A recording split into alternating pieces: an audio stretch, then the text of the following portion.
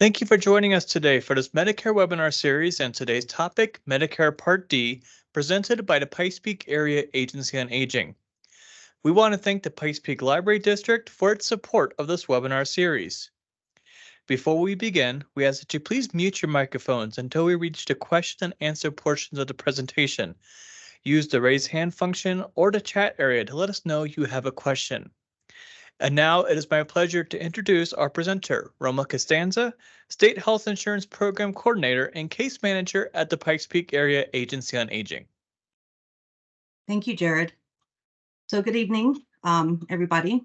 Looks like we've got a small group here tonight. But I appreciate you joining us for our week 3 or part 3 of our four-part Medicare 101 series. This week, we are going to talk about Medicare Part D and all its intricacies.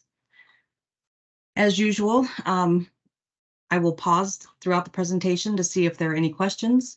If there are questions, when I pause, you're welcome to simply unmute and ask your question.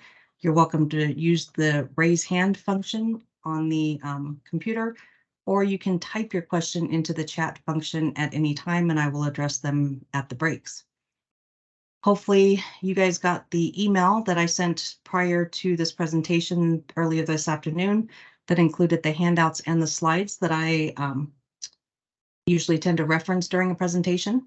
If you did not get that email, simply let us know, shoot me an email, and I'll make sure that you get those. And I think that's all I have before we get started. So let's get started.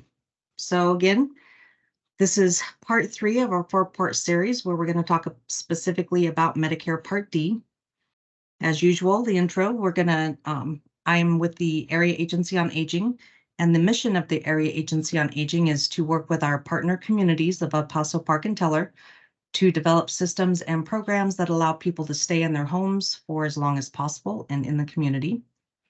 I am the coordinator of the local SHIP program, the State Health Insurance Assistance Program, which is a federally funded program that's designed to provide free and unbiased information and education on all things Medicare. This SHIP program in Colorado Springs actually serves a total of 9 counties in Colorado, and every county in every state has access to a SHIP program, at the very least by a statewide toll-free number. I've listed both our local Colorado Springs number as well as our statewide toll-free number on the slide. Again, I'm going to mention that the Administration for Community Living, which is the federal entity that oversees this program, is currently doing an ongoing national survey. And so if you get a call from a third-party entity that is wanting to ask you questions about a recent SHIP event that you may have attended, please know that that is a legitimate call, and we appreciate any feedback that you can provide about our programs and our presentations, because it does continue or help our continued funding for this program, because we do not charge for our services. Quick review of what we've covered already. We have, in week 1, we talked about Medicare Part A. We talked about eligibility, enrollment, benefits, and costs for both A and B. In week 2, last week, we talked specifically about Medicare Advantage plans and Medicare supplements, also known as Medigaps, how they work, when to get them, what they cost. And again, this week, we're going to talk about the newest benefit of Medicare, Medicare Part D. D stands for drug.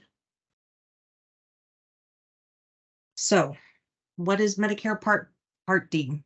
Again, Part D stands for drug. It is the newest benefit of Medicare. It was initiated in 2006, and it is a benefit that covers prescription pharmacy drugs. So it covers any medication that you get a prescription from your doctor, take it to the pharmacy and get it filled. Again, it's only been in effect since 2006. Prior to 2006, Medicare did not have any coverage for prescriptions except while you were inpatient in the hospital, and all prescription costs typically came out of pocket unless you had other types of coverage, say through an employer retirement benefit or through a military retirement benefit of some sort. Medicare Part D plans, and there are lots of them, will have their own individual lists of covered drugs known as formularies. And Medicare requires that they follow certain rules that mean that they have to cover a certain number of types of drugs on their formularies. Medicare Part D plans typically will have a monthly premium if you have a standalone plan, but if you have your Part D benefit included as part of your Advantage plan, if that Advantage plan has no monthly premium, then that Part D also has no premium. With Part D benefits, you will potentially pay deductibles, and you will pay copays at the pharmacy. And there is financial assistance available for people who have limited or low incomes to get some financial help with the costs of Part D benefits. So, do you have to enroll in a Medicare Part D, or should you? Just like with any other part of Medicare, including both Part A and B, it's optional. There's nothing in the rules that say you absolutely have to do any of this. It is absolutely your choice to enroll in any part of Medicare. However, as we talked about previously, if you don't enroll when you first become eligible and you don't have a good excuse for not enrolling, such as other creditable coverage, employment with employer health coverage or something like that, and you choose to enroll in this benefit later down the road, you could potentially have penalties that you will have to pay, meaning you'll pay higher monthly premiums for that coverage because you waited until you needed it. If you do have other creditable coverage for prescriptions specifically, for example, if you are a veteran and you access the VA system and use the VA pharmacy, that would be considered creditable prescription coverage, and it would mean that it's considered better or as good as what Medicare Part D offers. You could choose not to enroll in a Part D in favor of the VA. And if you wanted or needed to enroll in a Part D down the road, you would not be penalized because you had creditable coverage in the meantime. Whether or not, if you have that option, whether or not you choose to enroll in a Part D is something that you probably want to look at closely and compare the costs.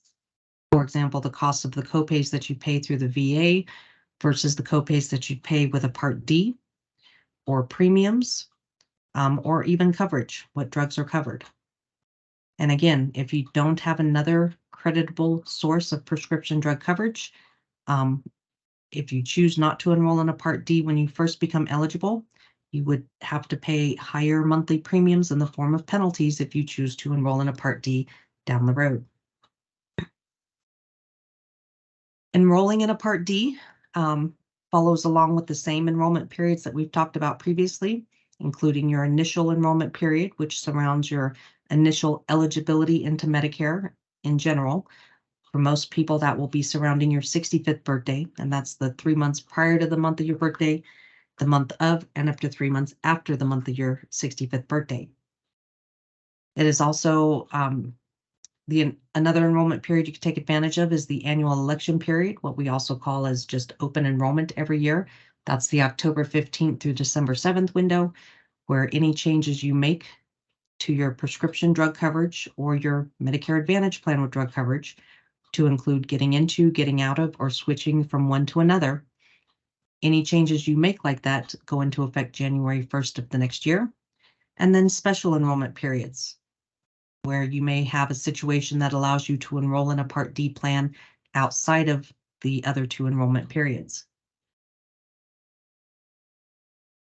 The penalty for not enrolling in a Part D when you first become eligible and not having other creditable coverage in place of a Part D instead is calculated a little bit differently than the penalty for Part B that we talked about in week 1. The penalty calculation for Part B as in boy, if you remember, is 10% per year for every year you delayed enrollment into Part B and didn't have other creditable coverage such as active employer health coverage. For Part D as in drug, the penalty is calculated at 1%, but for every month that you are without creditable drug coverage or Part D plan once you become eligible. Again, that accumulates over time. So if you wait 2 years to enroll in a Part D plan, you didn't have other creditable drug coverage in place of that Part D plan, you'd be looking at a 24% penalty or 1% for each of those 24 months or 2 years. That 24% would be multiplied by that year's national average Part D premium across the country. For 2023, the national average Part D monthly premium is $32.74. So in this example, the 24% penalty, or 24 months, would be multiplied by the $32.74, whatever that came out to, would be tacked on top of whatever Part D premium you choose to pay, or whatever plan you choose to enroll in's premium, every month, forever. Because again, Medicare penalties, once they're imposed, last forever, and they're applied every month.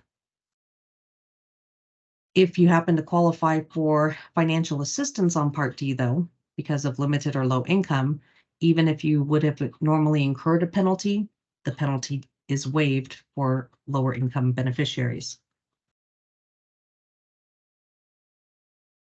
As with Part B, Part D premiums are also means tested, meaning the higher income you may have, the higher in premium you may pay just based solely on income.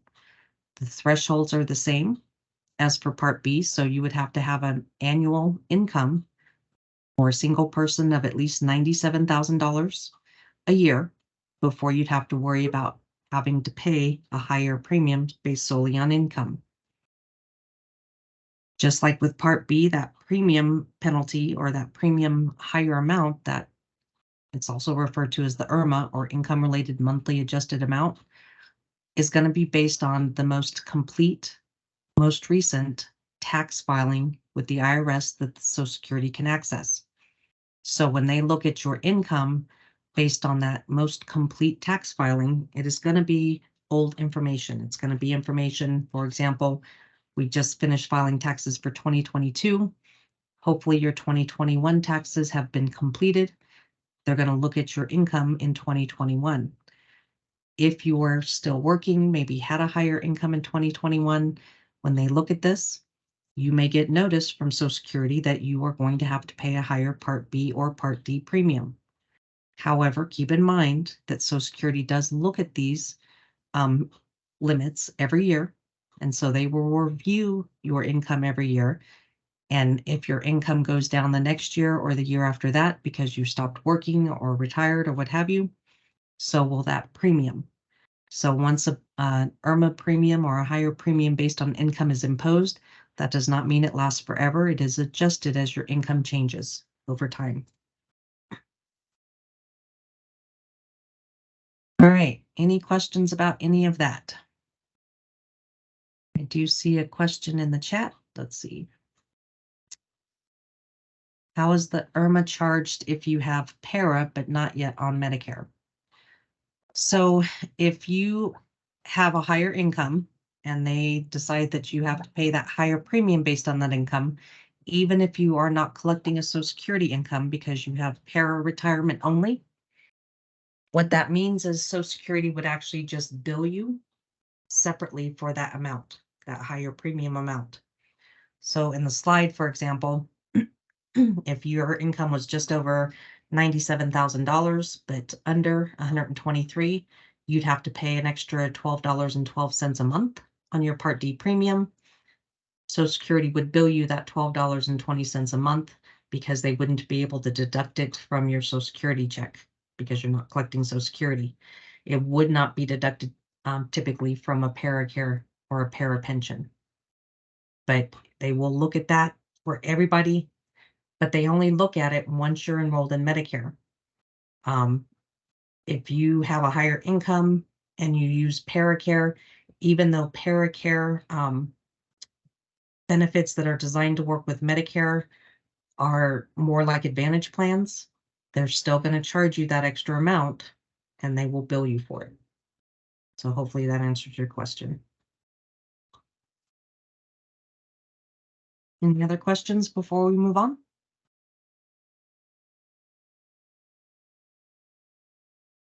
Okay. So let's talk about how the benefit works. So again, Medicare created this benefit in 2006, and it went into effect within 6 months of it being passed into law. And honestly, it was quite impressive how quickly the government not only created this benefit, but created all the rules, all the regulations. They decided how it was going to work, what it was going to cost. All of it was done in about a 6-month window and has worked pretty well since then. Quite frankly, that's rather impressive to me. I've been doing this a long time. The way Part D works with any benefit that you have as a Part D benefit, meaning you get it through either a standalone Part D drug plan that you purchase on the open market, or you get it through your Advantage plan as part of your Advantage plan benefits. It still works the same way no matter how you have it. It does not work the same way if you have it necessarily through a retirement benefit, but it works the same way outside of those specialized circumstances. So the way Medicare Part D works is Medicare has outlined a formula that all Part D plans must follow. That formula dictates that there is an annual deductible. For 2023, that annual deductible is $505. What that means is if you have a Part D plan that has a deductible, once you're enrolled in that plan, when you go to the pharmacy for the first time, once you're enrolled, to pick up a prescription or to pick up a refill, you're going to be charged full retail price for that medication. And you're going to be charged full retail price for all medications until you spend out of your pocket $505. Once you've spent in retail price $505, you will have met your deductible with your Part D plan. And the next time you go to the pharmacy, you should pay a much lower cost out of pocket in the form of a copay.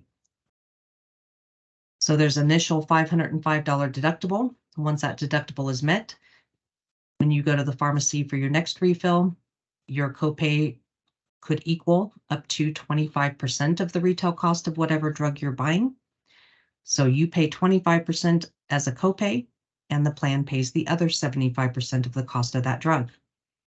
Now, having said that, 25% out of your pocket for those copays is the most a Part D plan can charge you in copays after you've met your deductible. Honestly, most Part D plans offer better coverage than 25%.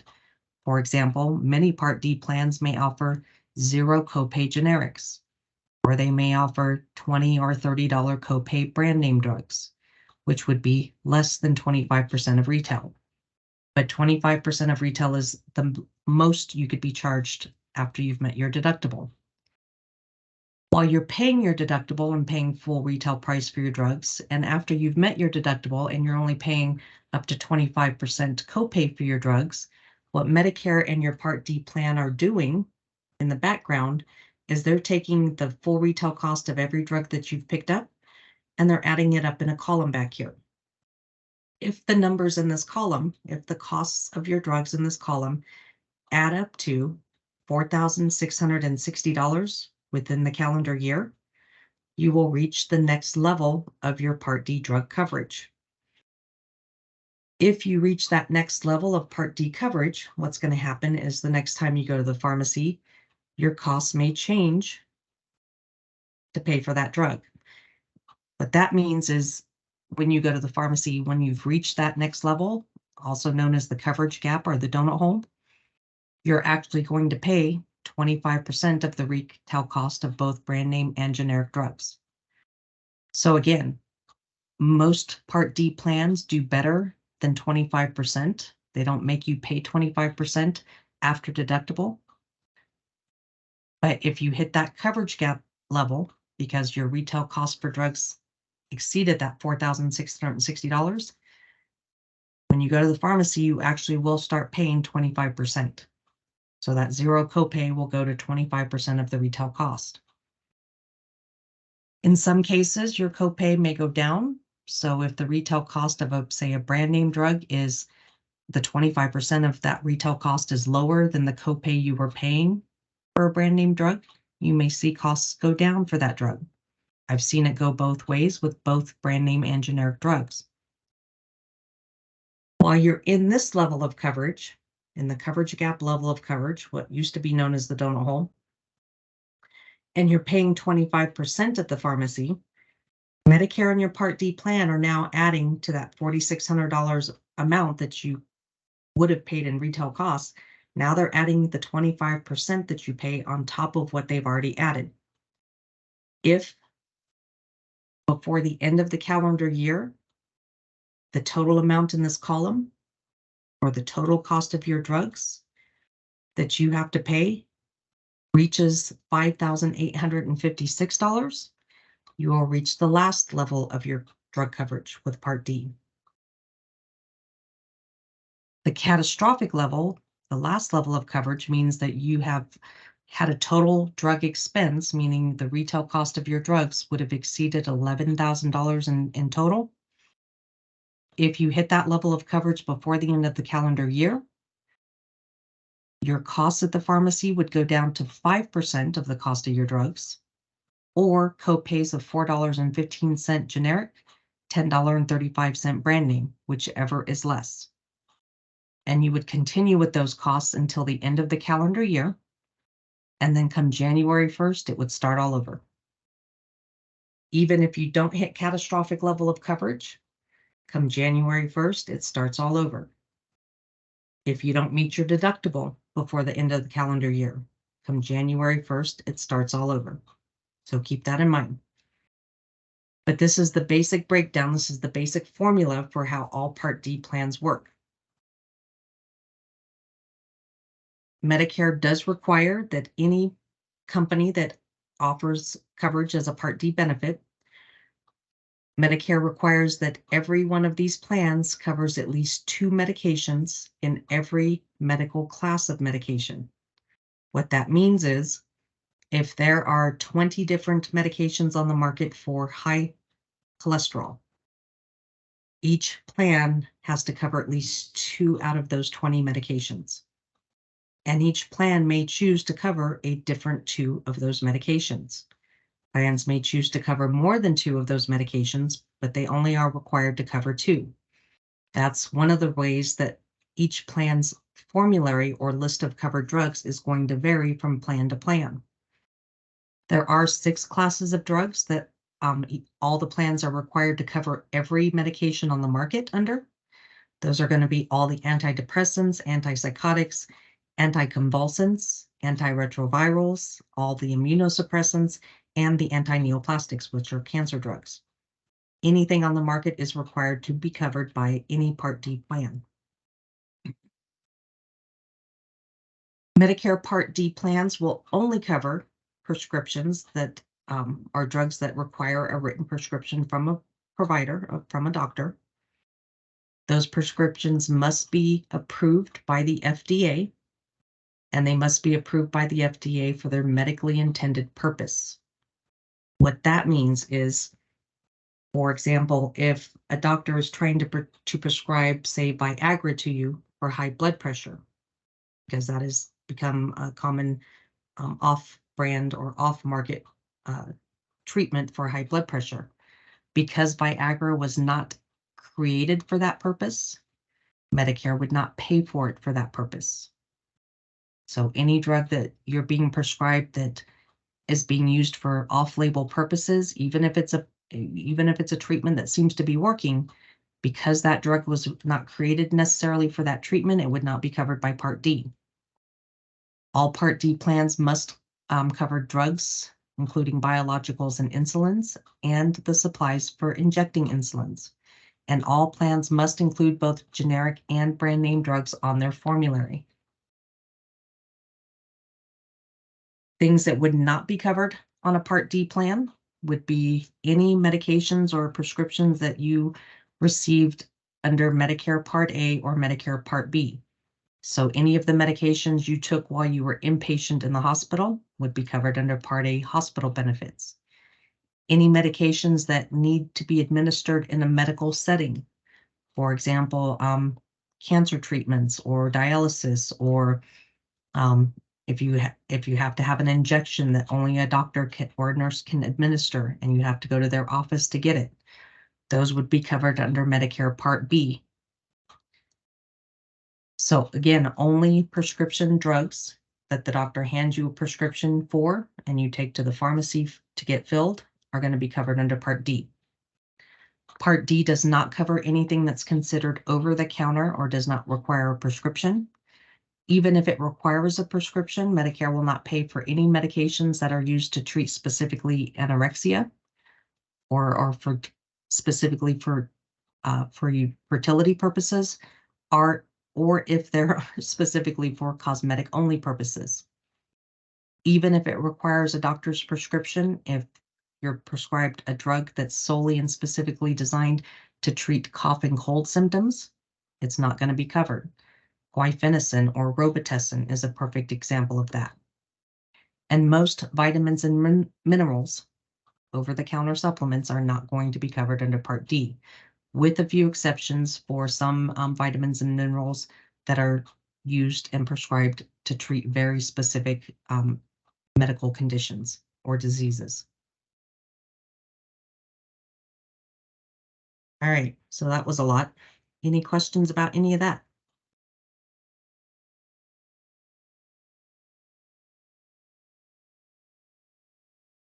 No questions at all? Okay, here's a question. I'm considering signing up for Paracare MA plan in the next couple of months. Do you know how Para and MA plans work through United Healthcare compared to basic Part D? I do. So for people who are retired Paracare offers very, very good options for their retirees who are enrolled in Medicare. They offer basically two options: a United Healthcare Advantage plan, excuse me, and a Kaiser Advantage plan. Now, because this is through Para, employers actually have the power and the ability to take a standard Advantage plan or a standard supplement or a standard drug plan and modify it to suit the needs of their employees or retirees. So with Paracare, even though they offer what they call a United Advantage plan, it is a customized Advantage plan, meaning it works slightly differently than what you could buy based on what we talked about last week. So it's not the same kind of Advantage plan that you could get from any other company out there offering Advantage plans. Para has enhanced the Advantage plan that they offer with United so that it has lower costs and it has enhanced drug coverage. So the drug coverage through Paracare's United Advantage plan is actually considered better than what Medicare Part D offers. It is considered creditable drug coverage. So if you have prescription coverage through any para benefit, it is considered as good as or better than Medicare Part D, and you would not have to worry about enrolling in a Part D. So hopefully that answers your question, but if it doesn't, let me know.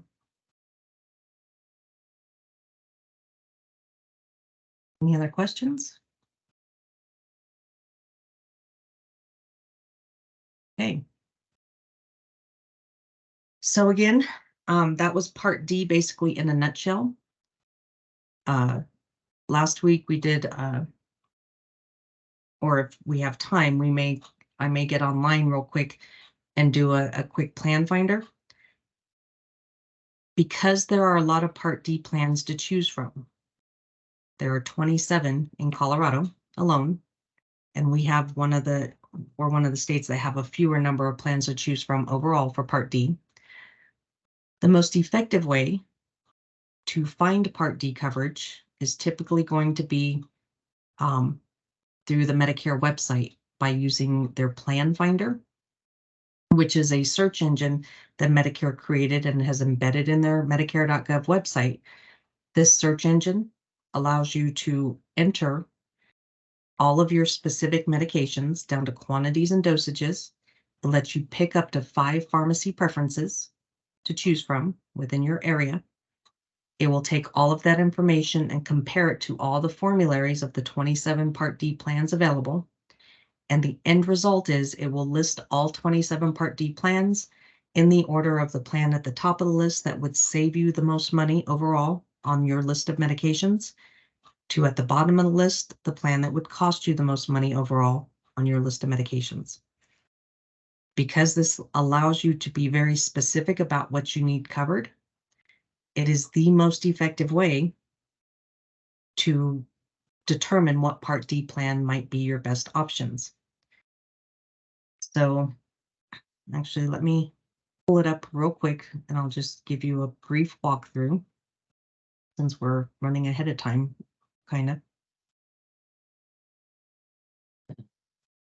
Medicare.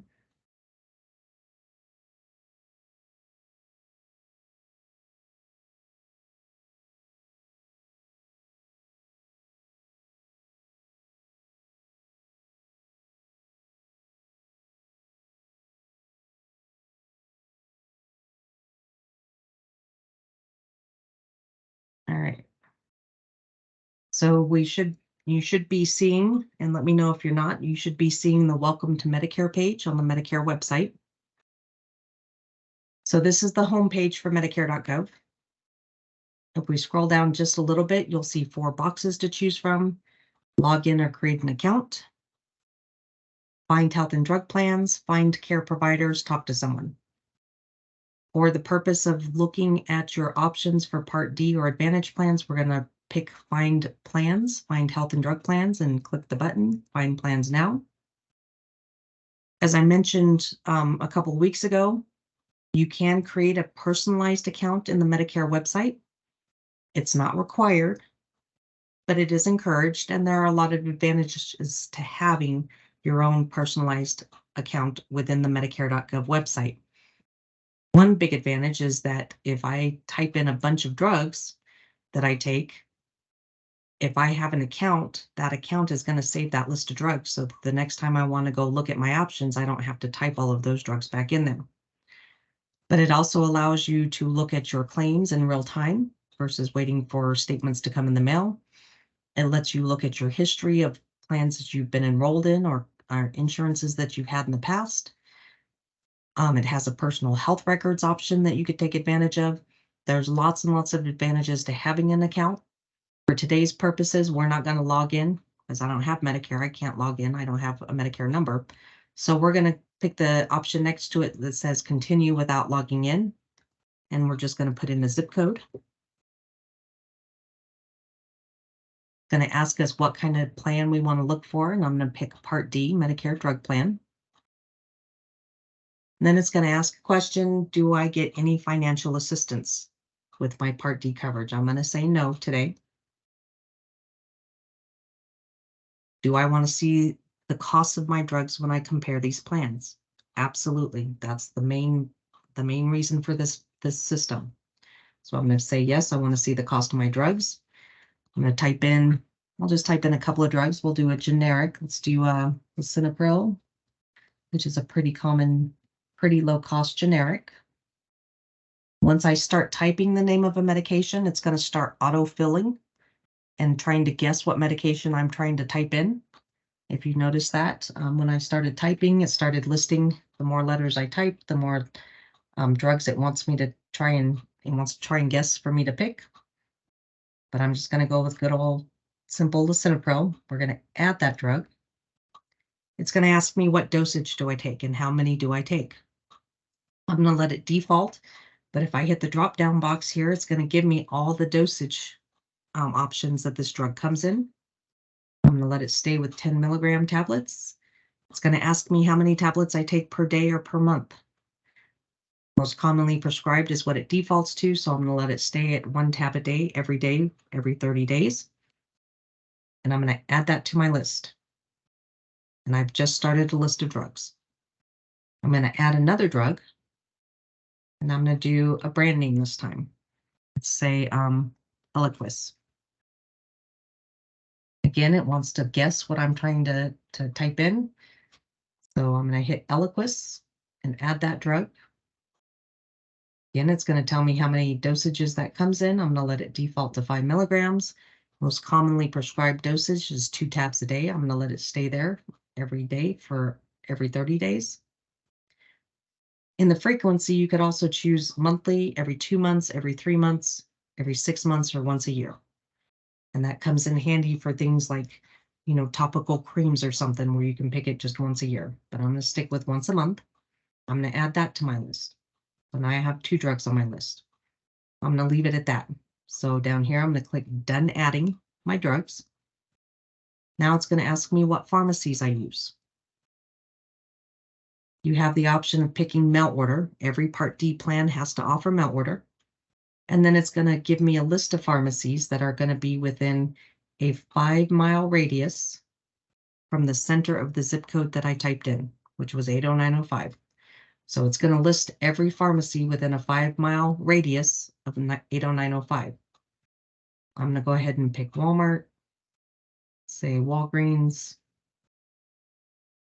And there's 6 pages of pharmacies in that 5-mile radius.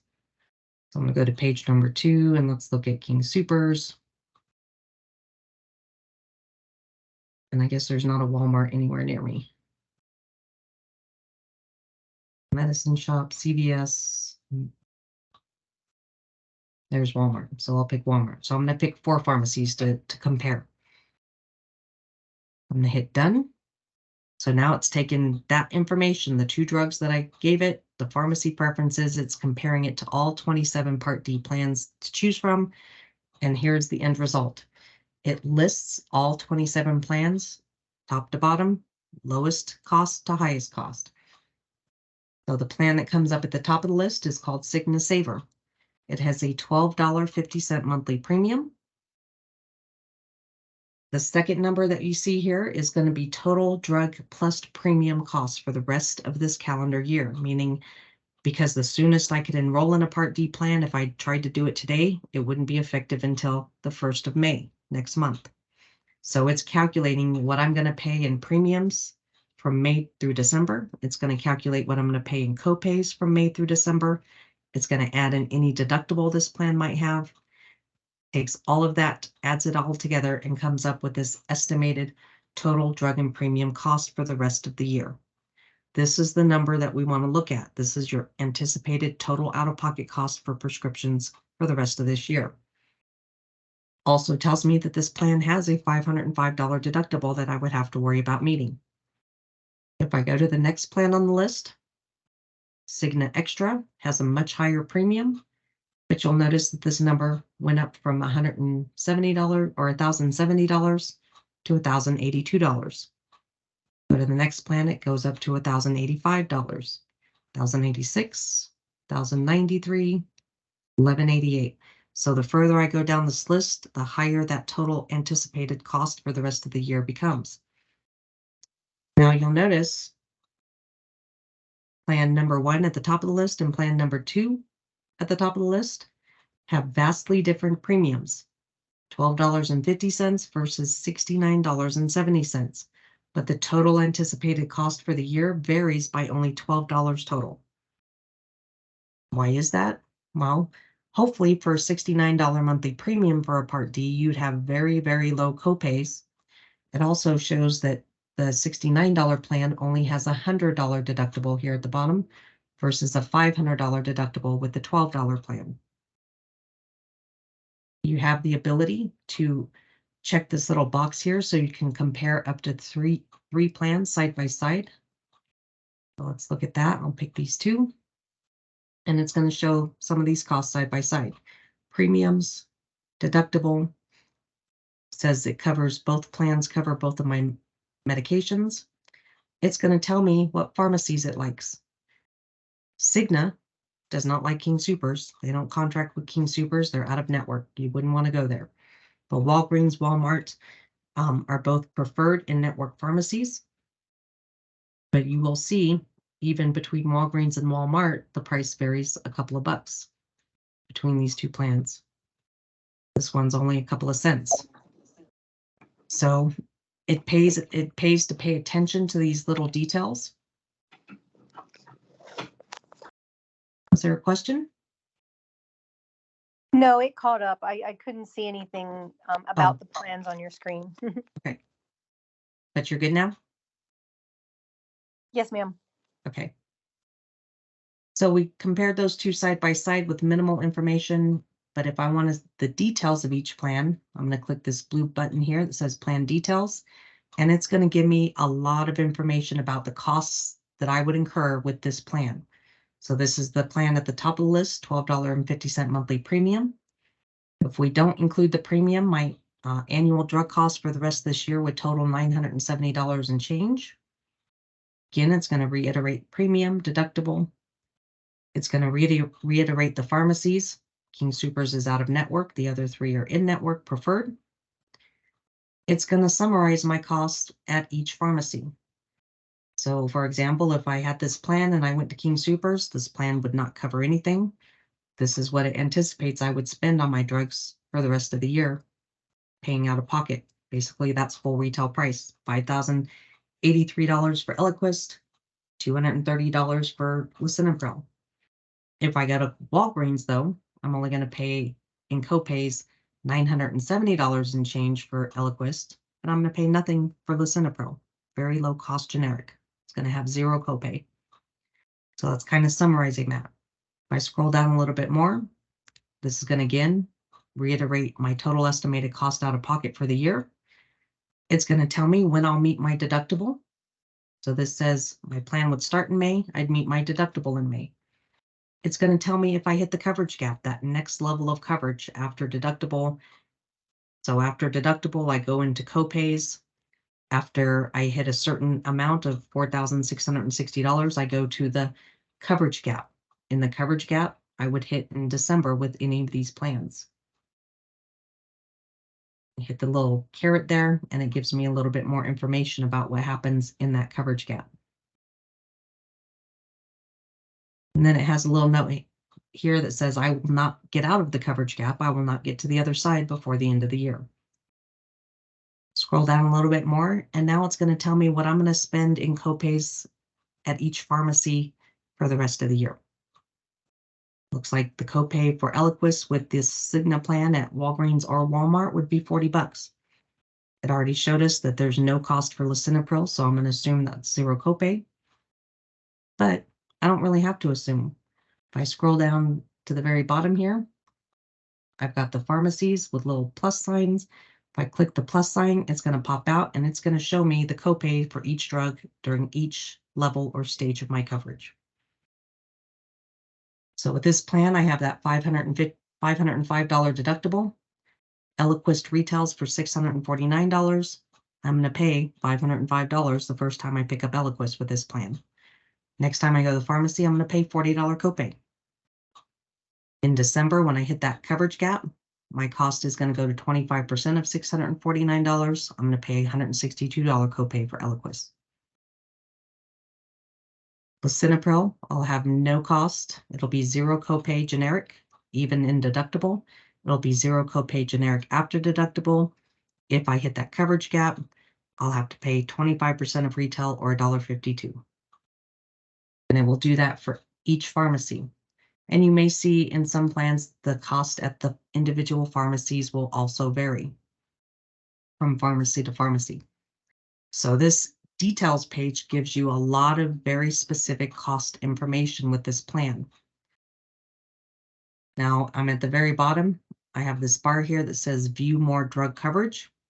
It's going to give me even more information. It's going to tell me copay ranges with this plan, just in general, generic. It's going to tell me how this plan tiers my drug. So every plan has formulary list of drugs. Every drug is tiered, meaning the plan is going to put that drug at a specific step level. For example, low-cost generics that have been around for a long time, they're typically going to be tiered at a tier 1, the lowest tier. A lot of tier 1 drugs, you're going to see zero copay or maybe $1 or $2 copay. Tier 2 are going to be generic drugs that are typically newer on the market or more specialized and maybe higher in retail cost. You may have a small copay for those, $5 or $10.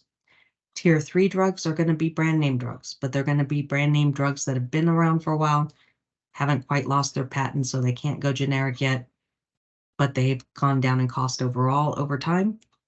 Tier 4 drugs are going to be your brand name drugs that are brand new to the market. So for example, if you see a commercial on TV for a medication, that's typically going to be a tier 4 drug. They are going to have the highest copays. They're going to have the highest retail costs. And then they can even go as high as a tier 5 or 6. Those are going to be specialized drugs. For example, those are going to be your oral cancer drugs or MS drugs, those kinds of things that you can actually get at the pharmacy. And those are going to be much, much more expensive, obviously. It's going to reiterate the quantity and dosages that I put in the system. And then it's going to reiterate the star ratings. These plans are rated by a star rating method that Medicare has come up with. 5 stars is going to be the highest rating a plan can get. 1 star or no stars are the lowest rating. Most plans average 3.5 to 4 stars. Ratings system. If I click the plus sign here at the bottom where it says drug plan star rating, it will give me the factors that Medicare took into account when they were determining what the star rating for any particular plan is. It'll give you a little bit more detail about those factors. Honestly, the star rating system has become less comprehensive over time, so it's a good indicator on customer satisfaction in some cases, but I wouldn't depend on it 100%. So let me see if there's any questions. So that's basically the plan finder. This is going to do all the work for you. This is going to do all the math for you.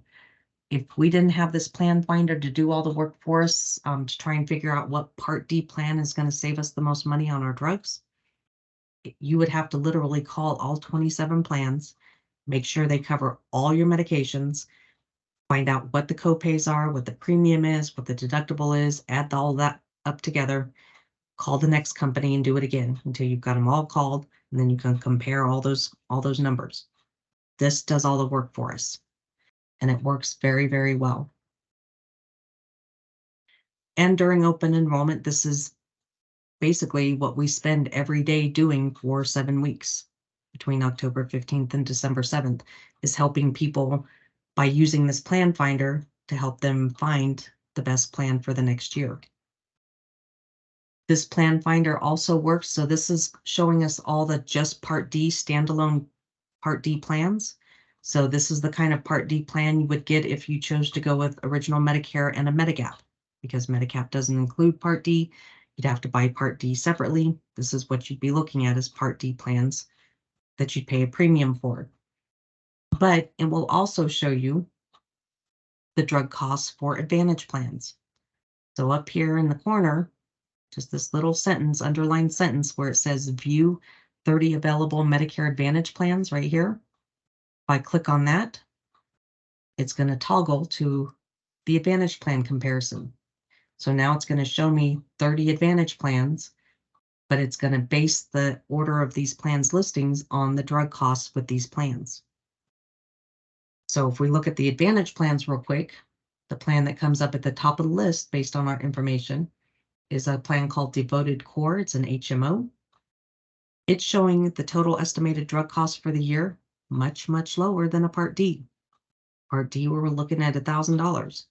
With this Devoted plan for the same 2 drugs, we're looking at $376. Again, there's no premium if your Part D is included in the 0 premium Advantage plan, but that's not the only factor to take into consideration when you're looking at your options. So keep that in mind, because again, Advantage plans work entirely different than Medicare with a supplement. So if you enroll in an Advantage plan, especially an HMO, you are going to be limited to a network of providers. You're going to pay copays for services. I mean, there could be savings there depending on how often you doctor. You could spend more depending on how often you doctor. You could spend more in copays. Trying to factor all of those kinds of things into a decision can be kind of mind-boggling sometimes. Certainly that is why we are available. We're always happy to sit down with you one-on-one and go over these options and look at your specifics and help you figure out what benefits are more important to you and what costs you can afford to occur for medical services. And we're always happy to do that. So keep that in mind. So this is going to give us the same information, but for Advantage plans. If we click in the plan details for the Advantage plans, it's also going to show us typical copays for the health benefits.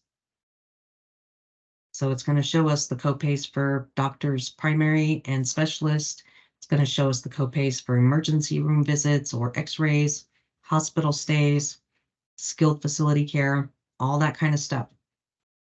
And then if we keep scrolling down, it'll go to the same kind of information for the drug coverage within that plan. So that is the plan finder, what we typically just refer to as the plan finder.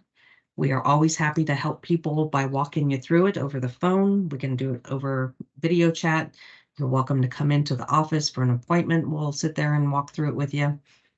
During open enrollment, we're always happy to go over this information and go through this plan finder with you.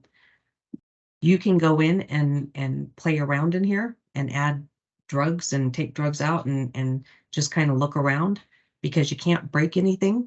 You can't screw anything up unless you hit a button that says enroll, which next to the blue details button for both options. So there's plan details, and then the green button next to it says enroll.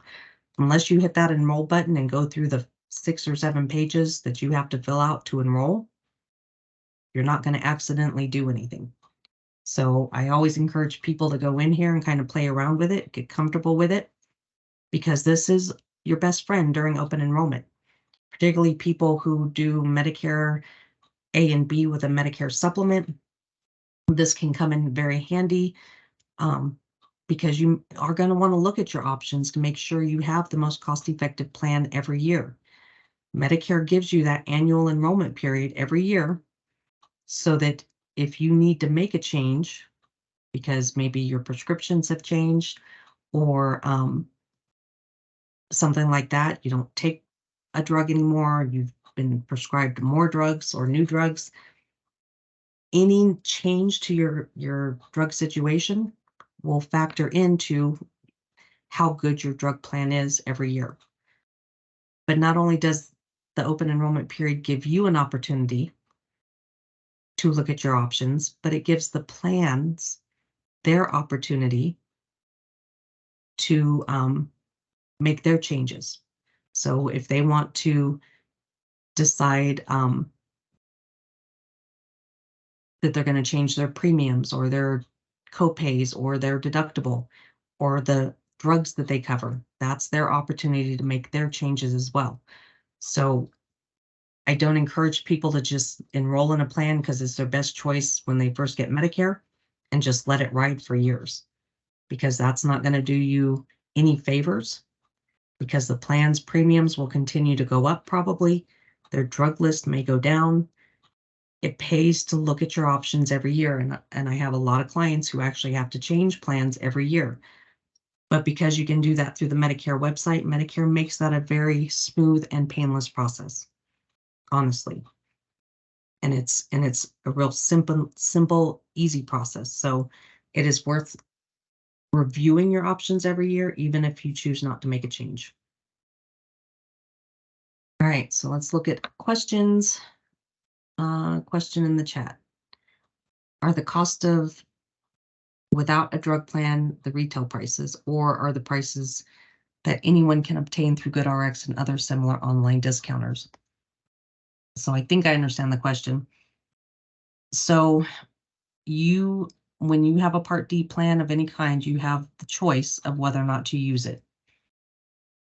If you go to the pharmacy and through your drug benefit, you would pay a $40 copay. But you look at online at GoodRx or Single Care or one of those kind of apps, and you see that through GoodRx, you could get that same drug for a $30 copay. You can do that, keeping in mind that if you have a deductible on your Part D, but you use GoodRx, whatever you spend through GoodRx is not going to go towards your Part D. It's one or the other. You can't use both at the same time. But if you can find a better deal through another means, such as a GoodRx kind of thing, you're welcome to do that. You're absolutely welcome to do that. That wasn't always the case. Medicare has in the past required that pharmacists only process through your Part D if they knew you had one. But now you have a choice. They changed that rule. You can use whatever means is most cost effective to you.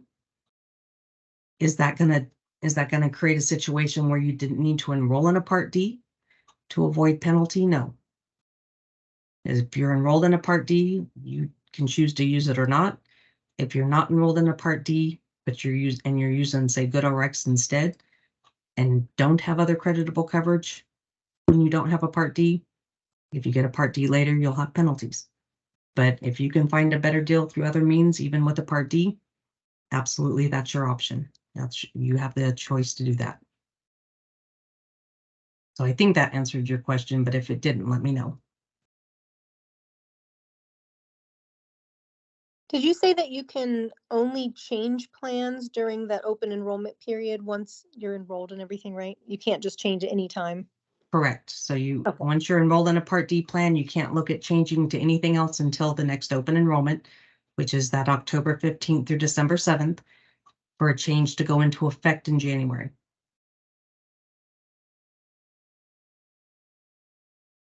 But that's unless you are eligible for financial assistance. So again, with most Medicare benefits, there are programs available for people who have limited or low income to get financial assistance with Part D benefits.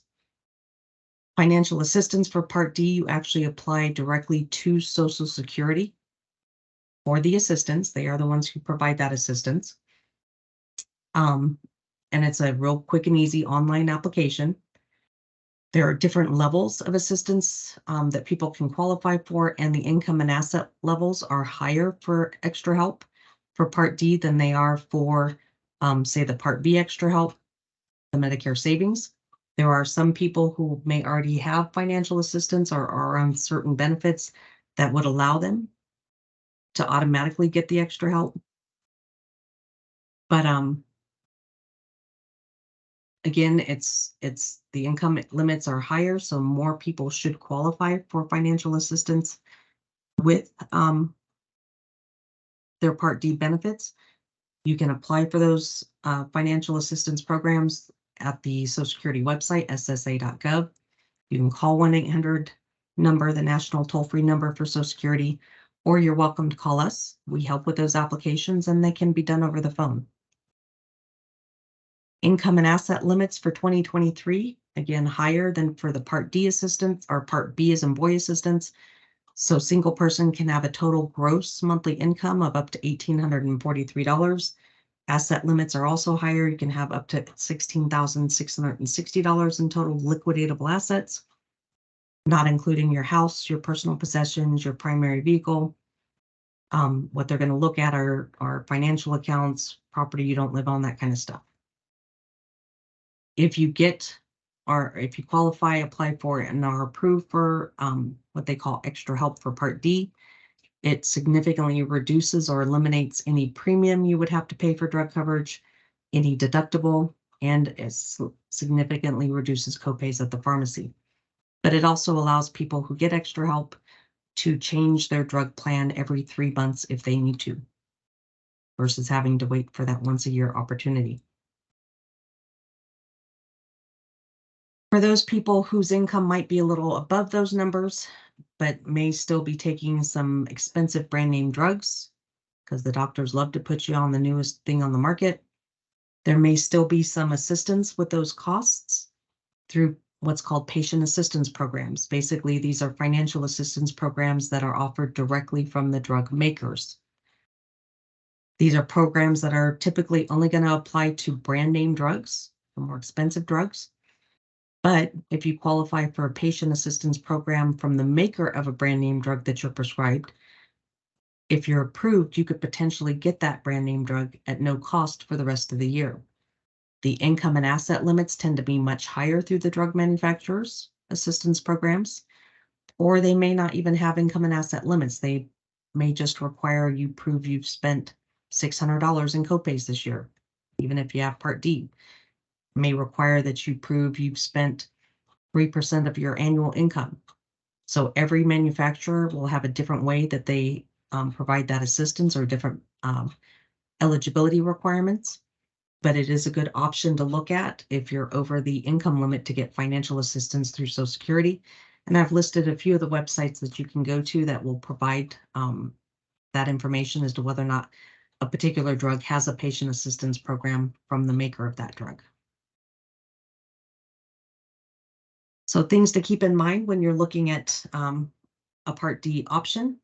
You want to think about your premiums. You want to think about what drugs are covered. You always want to make sure that whatever drugs you take are covered by whatever plan you enroll in. And then your copays at the pharmacy, of course. We just did the Plan Finder demo. Again, your other option would be to pick up the phone and call each and every plan to see if they cover your drugs, at what copays, what premiums, what deductibles, and add it all up together for all 20-something plans. You can call an agent or a broker that sells these options and ask them to do that for you. The downside to having an agent or broker do that for you is that they are only going to look at either one plan from the company that they work for, or they're going to look at a handful of plans with companies they may contract with. They're not going to show you every option that might be available. And again, we talked about creating your own personalized account on the Medicare website. I've sent you this handout in week 1 that kind of walks you through how to create an account, very quick and easy. And there's a lot of advantages to having one, but it's not required to do any of this. And again, we already did the walkthrough. Other resources you might access for information, of course, the Medicare and You Handbook. If you haven't gotten one or didn't get one because you aren't on Medicare yet, you can always call 1-800-Medicare and ask them to mail you a hard copy for Colorado. You can go to medicare.gov, use the Plan Finder. You can go to the Division of Insurance's website, and the Division of Insurance is who oversees the SHIP program in the state, and they provide a side-by-side kind of comparison chart of all the plans that shows you premiums and, you know, copay ranges, deductibles for all the plans, kind of on a side-by-side chart by going through that link. So that's all I have for Part D. That is Part D in a nutshell. Any last minute questions?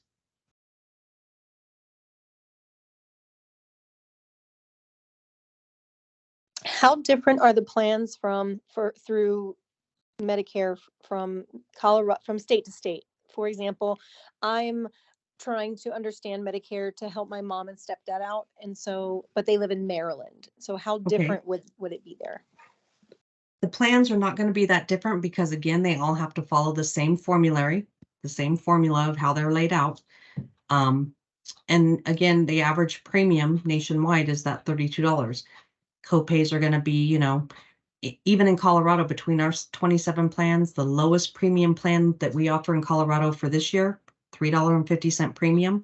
The highest premium plan is $100 plus.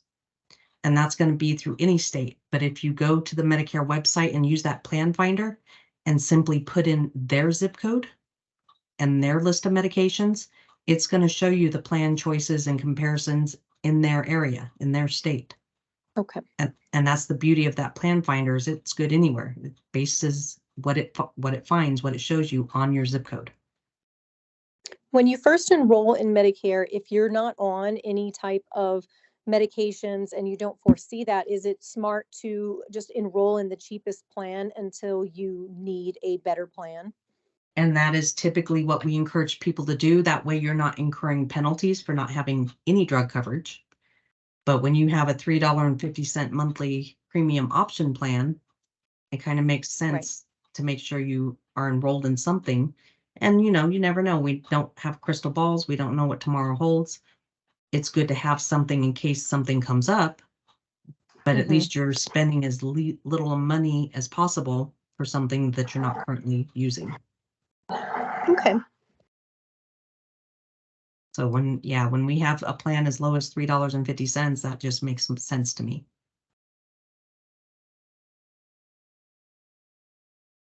Hey, any other questions?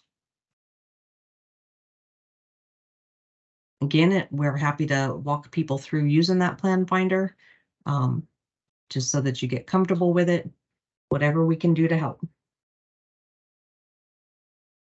Okay, so we are also, as I may have mentioned before, the We have a sister program with the SHIP, which is the SMP, which helps educate and inform people about Medicare fraud and abuse. We're always looking for volunteers.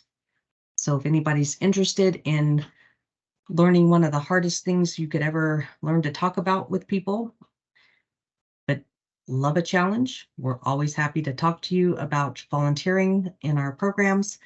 Actually, it's a lot of fun, and it really is good to be able to help people. We have 5 full-time counselors, including myself. I have a couple of part-time volunteers. If you call us, someone should always be able to call you back fairly quickly, usually within the same day, as long as you're not leaving a message for me. If you have questions you need answered quicker, you're always welcome to shoot me an email at seniorinsure@ppacg.org. I respond to emails within 24 hours, if not right away. And I think that's it. I think that's all I've got for you guys tonight. As always, I appreciate your attendance and your interest in these presentations. Hopefully you'll join us next week when we talk about all the other types of insurance options that might be available, such as retiree benefits or Medicaid or military retiree options. That's going to be a short and sweet presentation. Again, if you have any questions in the meantime, or if there's something we can help you with moving forward, you're always welcome to contact us. We're happy to sit down and talk to you about your situation. Other than that, unless there are other questions, I'm going to again thank you for joining us and hope you have a wonderful rest of your evening and hope to see you next week.